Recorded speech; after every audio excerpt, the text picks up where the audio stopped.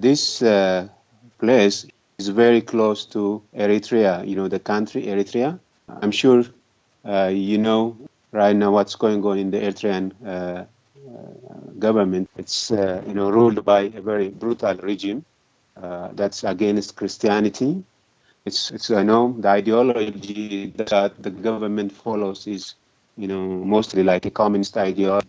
It's also a pro-Islam country, and so it's not open to the gospel. So there is persecution of Christians, believers.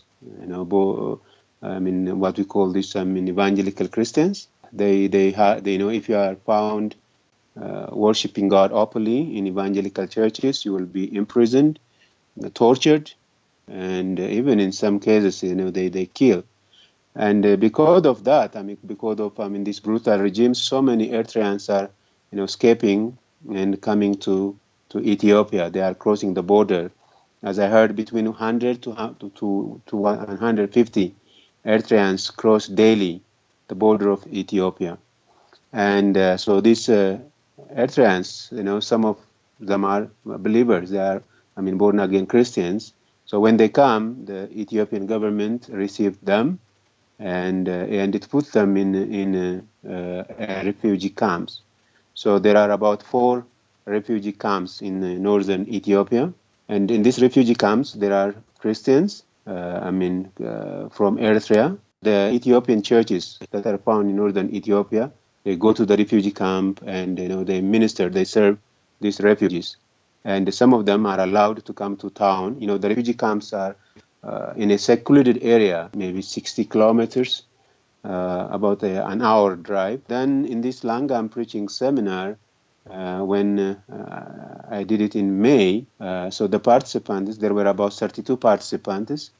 16 of them came from northern Ethiopia, and 16 of them were Eritrean refugees who came from these different refugee camps. So that's what made it very unique. So I was delighted to have participants from these refugee camps because eventually I'm sure God will bring down this brutal regime in Eritrea, and I believe that these refugees are the future leaders, Eritrean church leaders.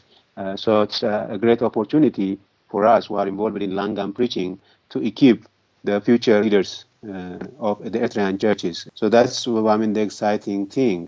These people, they have paid a price. Some of them, by the way, I know I've talked with some of the participants. Several of them have been imprisoned. For example, there was a young lady who was like 19 or 20, and she was imprisoned 3 times, starting when she was 13 years old. So they put her in prison because of her faith for the first time when she was 14, and then they released her because they considered her as underage, and then again they put her in prison, and when also she was, I think, 17, and then again 18. Then finally it was too much, so she escaped. She escaped the country. When they come to Ethiopia, they have to pay a lot of money for guides because they have. The guides. They have to lead them through a secluded area or a secret route. So several of them have paid really a lot of sacrifice to come to Ethiopia. So that's what makes this training very, very unique. Refugees, not only their ministry is only of future oriented, but in these refugee camps there are also churches. From the 4 refugee camps, there are 4 evangelical churches. So these refugees, they go back to the camps and they minister to many of the believers in the camp. We will continue the level 2 training. We are planning to do it next year.